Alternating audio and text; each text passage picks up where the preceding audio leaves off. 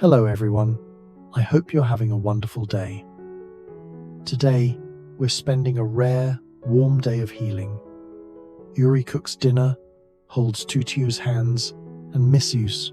Nghia makes one quiet request that could change everything.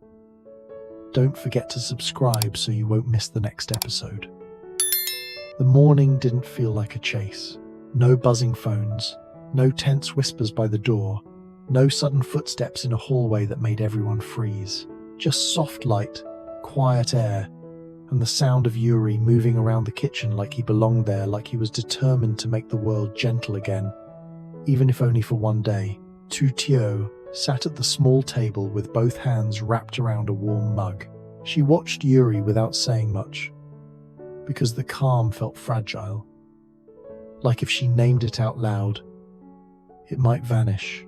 Yuri glanced over and smiled, small, warm, the kind of smile that didn't demand she stop being afraid. Tu Tieu nodded. It's perfect. Yuri set a plate in front of her, toast cut into neat triangles, a little fruit, and something that made Tu Tieu blink in surprise, an egg cooked exactly the way she liked it. Yuri shrugged lightly, but his eyes stayed tender. Of course I remembered. Tu Tieu looked down at the plate, and her throat tightened, not from fear this time, but from something softer, heavier. She had been running on adrenaline for so long that kindness felt like a shock. Nghia stirred. There was a small cough, then the faint sound of slippers on the floor. Yuri immediately lowered the stove, wiped his hands, and walked toward the doorway. He didn't rush like he was panicking.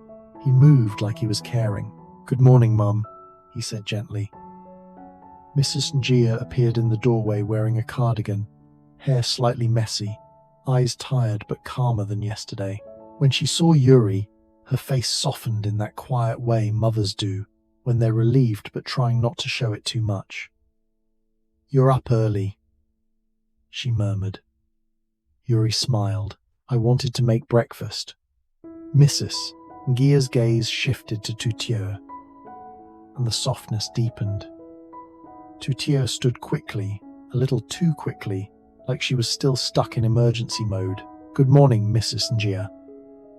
Did you sleep okay?" Mrs. Nghia nodded. "Better."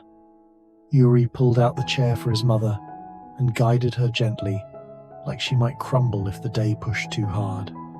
"Sit," he said. "No arguing." Mrs. Nghia gave him a faint smile. "Yes, sir." Tu Tieu watched them, and something inside her loosened. Not because the danger was gone, but because the love was louder than the danger for once. They ate slowly, not the kind of eating where you swallow food without tasting it. Real eating, real breathing.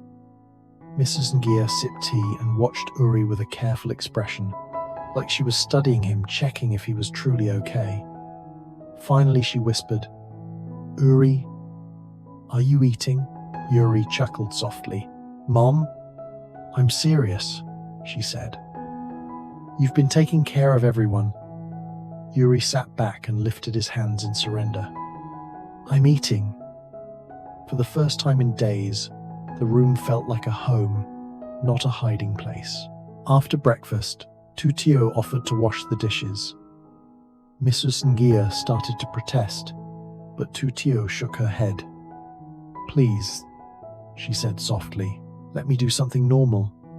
Yuri leaned against the counter, watching her wash. He didn't speak right away. He just stayed close, like he wanted her to feel his presence without pressure.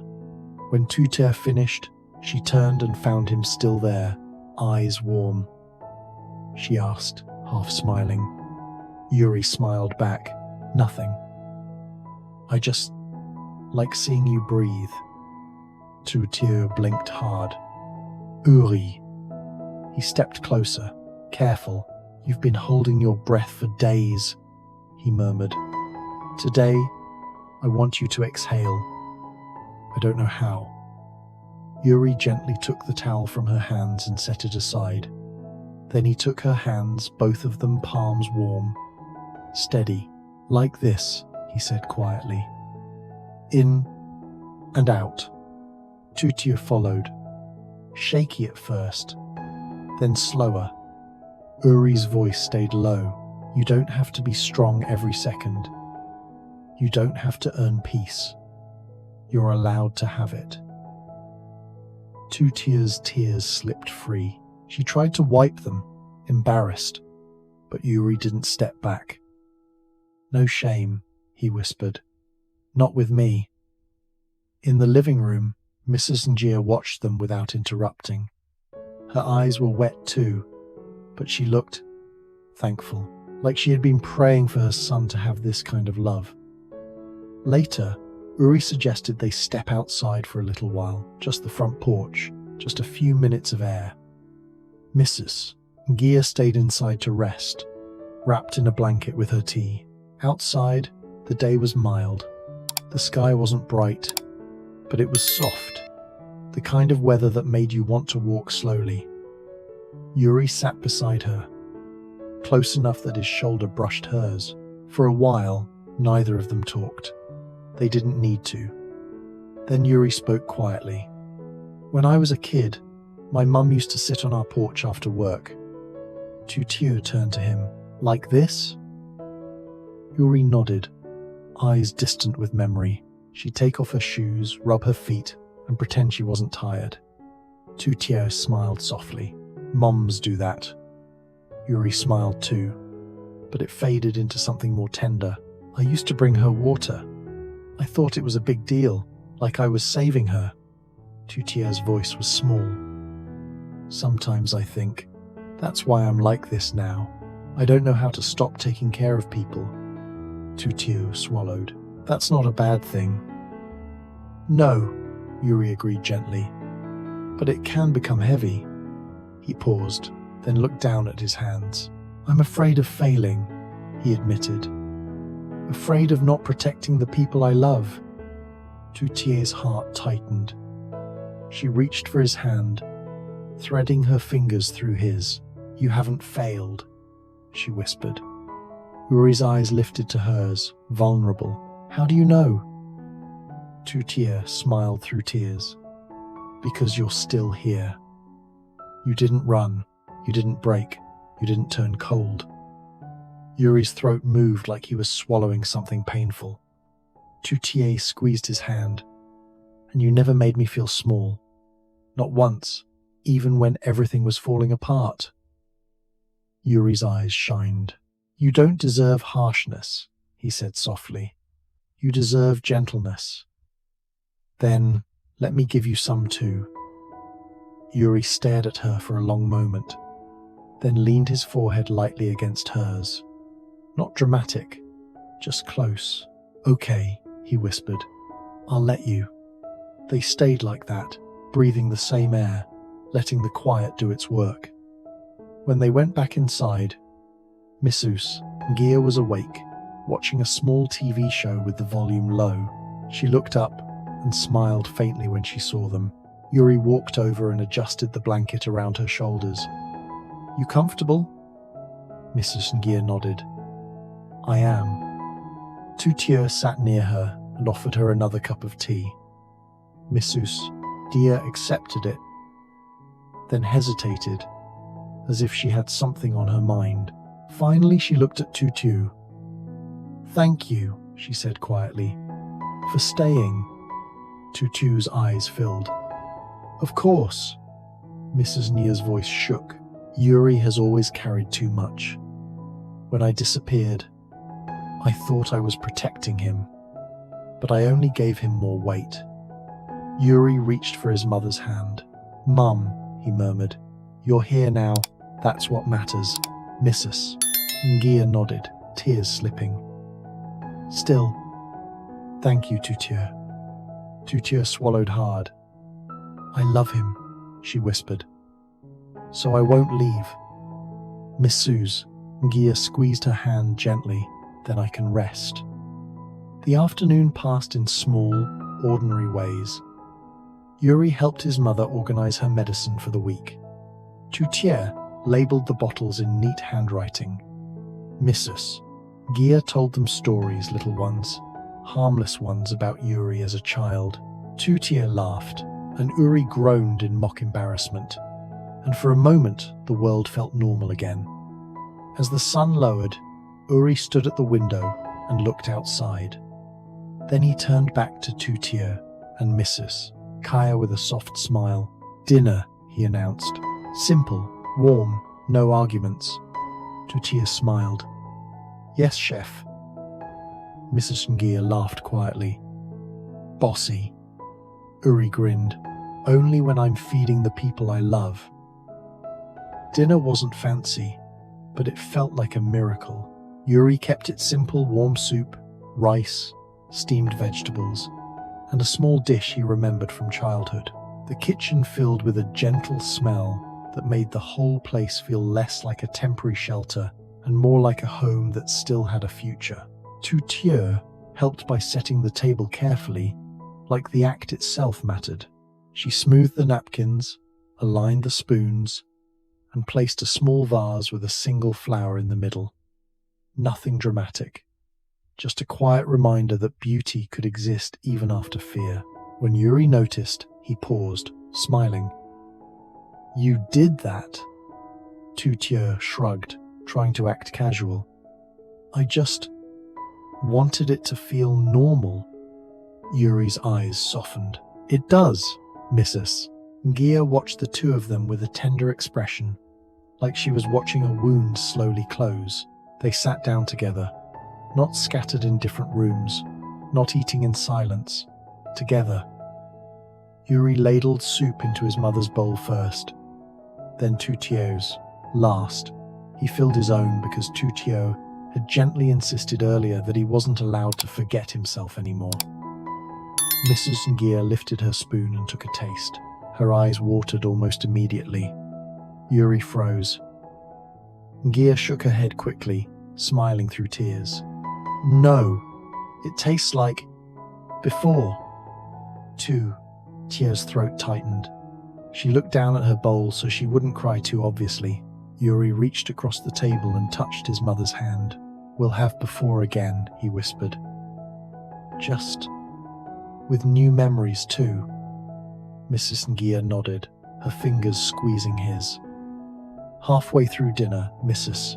Nghia set her spoon down and looked at Tu Tieu again, more directly this time, like she'd been holding something back. Tu Tieu answered, immediately attentive. Mrs. Nghia took a breath. "I want to apologize." Tu Tieu's eyes widened. "No, please." Mrs. Nghia lifted her hand gently. "Let me." Tu Tieu nodded, swallowing. Mrs. Nghyia's voice trembled. "When you came to look for me, I didn't let you in. I didn't let anyone in. I thought if I pushed people away, they couldn't be hurt because of me." Tu Tieu's eyes filled.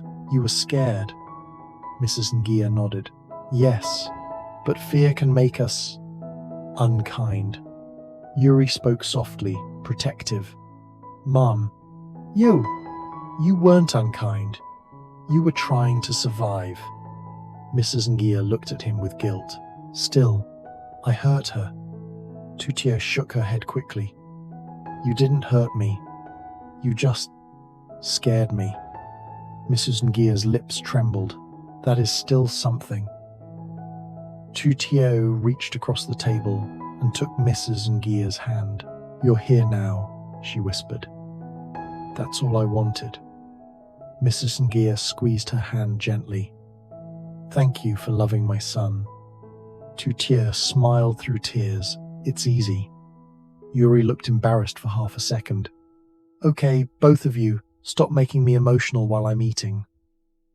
Tu Tieu laughed, wiping her cheeks. Too late. The laughter, real laughter, felt like light filling a room that had been dark for too long. After dinner, they didn't rush to do chores like they were still in crisis mode. Yuri insisted they take their time. "Come sit." They moved to the living room. Mrs. Nghia curled up with a blanket. Uri sat on one side of her, Tu Tieu on the other. The TV played quietly, but no one really watched it. It was just background warmth. Tu Tieu rested her hands in her lap, still feeling fragile in a way she couldn't explain. Peace had a strange effect when you weren't used to it. Uri noticed. He didn't call attention to it in front of his mother. He simply leaned slightly closer and whispered, "Want to step outside for a minute?" Tu Tieu nodded. "We'll be right outside, Mum. Need anything?" Mrs. Nghia smiled faintly. "Just stay close." Uri's voice softened. "Always." Outside on the porch, the air was cooler. The evening light was gentle gold mixed with grey, quiet enough that Tu Tieu could hear her own thoughts again. She sat on the steps, and Uri sat beside her. His shoulder touched hers, grounding her. Tu Tieu spoke first, voice small. "I'm scared to believe this calm will last." Uri nodded slowly. "I know." Tu Tieu looked at him. "How are you not falling apart?" Uri's eyes softened. "I am scared," he admitted, "but I learned something." Tu Tieu blinked. Uri turned toward her fully. "Fear gets louder when you face it alone. When you face it with someone you love, it gets smaller." Tu Tieu's eyes watered. "You always know what to say." Uri smiled gently. "I don't always. I just say what's true." He reached for her hands, both of them, and held them like they were precious. "Tu Tieu," he said softly.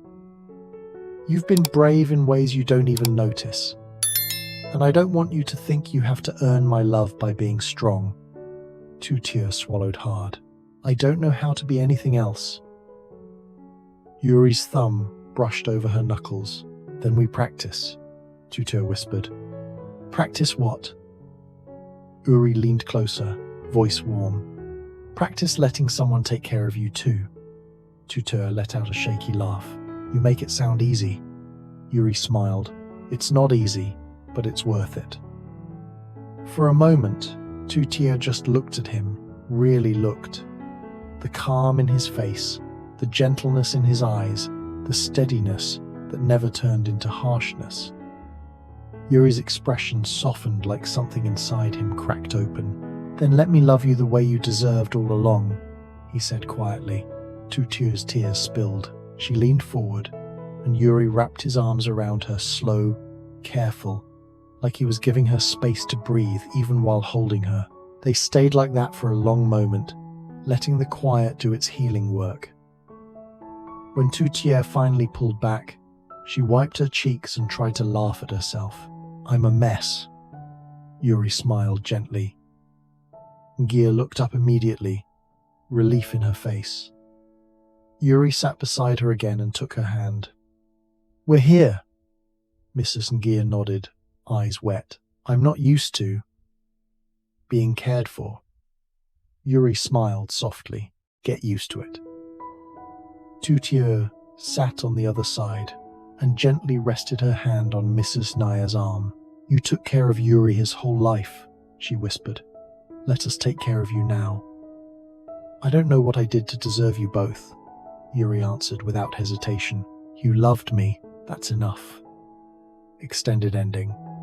Later, when the TV show ended and the room settled into silence again, Uri brought 3 cups of warm milk the way his mother used to when he was young. He set one near Mrs. Nghia, one for Tu Tieu, and kept one for himself, finally, not forgetting. Mrs. Nghia smiled sleepily. "You remembered that?" Uri nodded, sitting closer. "You taught me comfort." Tu Tieu wrapped both hands around her cup, letting the warmth travel up her arms. "This is the first time I've felt safe in my body," she admitted. Uri's eyes softened. "Then we'll protect that feeling, not just for tonight." Mrs. Nghia looked between them and whispered, "Promise me something." Uri leaned in. "Anything." Mrs. Nghia's voice shook. "Promise you'll keep loving each other, even when life gets loud again." Tu Tieu's throat tightened. She reached for Uri's hand. Uri squeezed back gently. "We promise," he said. "And you're part of that promise too." Mrs. Nghia's eyes closed.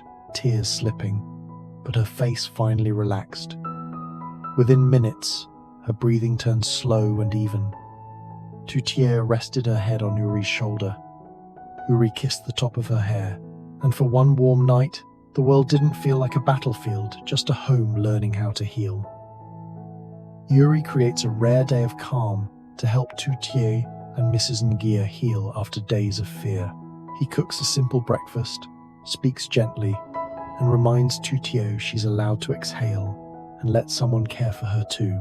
The three share quiet routines, tea, medicine planning, and small stories from Uri's childhood that slowly make the space feel like a real home again. Later, Uri prepares a warm, comforting dinner, and Mrs. Nghia apologizes to Tu Tieu for shutting everyone out when she disappeared. Tu Tieu forgives her, and the family shares genuine laughter for the first time in days. On the porch, Uri opens up about his fear of failing the people he loves, and Tu Tieu reassures him with steady affection. That night, Uri brings warm milk like his mother once did and makes a promise. They'll keep loving each other, even when life gets loud again.